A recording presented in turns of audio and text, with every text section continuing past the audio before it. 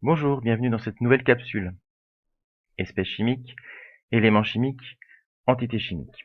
L'objectif de cette vidéo est de te présenter ces trois expressions couramment utilisées en chimie. Je ne vous proposerai pas des définitions, mais plutôt des exemples pour illustrer ces expressions. Avant de commencer, tournons-nous vers les biologistes. Ils ont choisi de classer le monde qui nous entoure en plusieurs familles, par exemple les espèces animales ou encore les espèces végétales.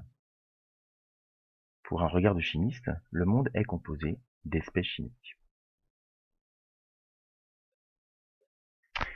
J'ai choisi donc 4 exemples pour vous illustrer ces trois expressions. Premier exemple, c'est la substance contenue dans ce verre que vous voyez en photo. Donc l'espèce chimique en question est bien sûr de l'eau.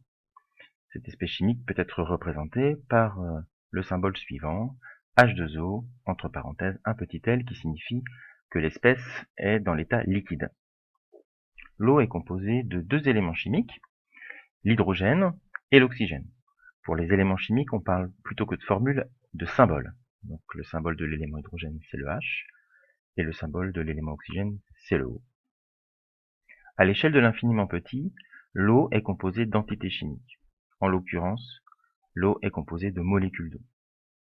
La formule suivante que vous connaissez bien sûr, H2O, nous indique qu'une molécule d'eau est composée de deux atomes d'hydrogène et d'un seul atome d'oxygène.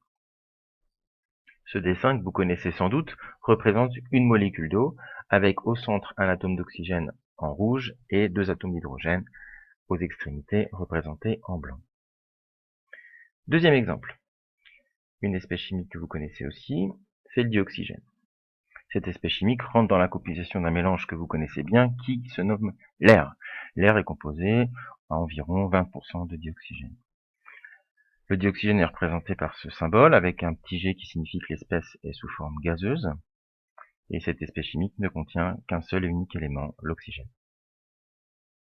Une espèce chimique qui ne contient qu'un seul élément chimique sera qualifiée de corps simple, tandis qu'une espèce chimique comme l'eau, composée de plusieurs éléments chimiques, sera qualifiée de corps composé.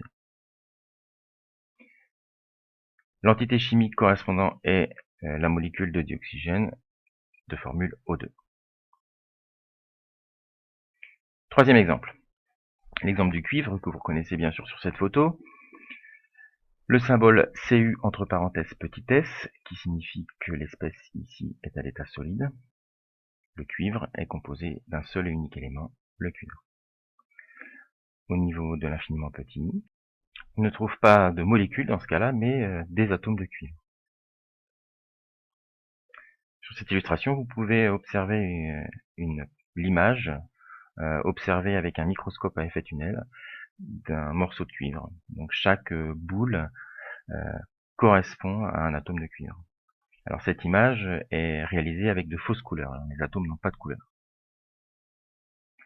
Et on termine par le quatrième exemple, donc l'oxyde de fer, de formule Fe2O3 entre parenthèses S toujours, puisqu'on a une espèce qui est solide. Vous pouvez faire une pause dans cette vidéo et vous amuser à compléter la fin du tableau.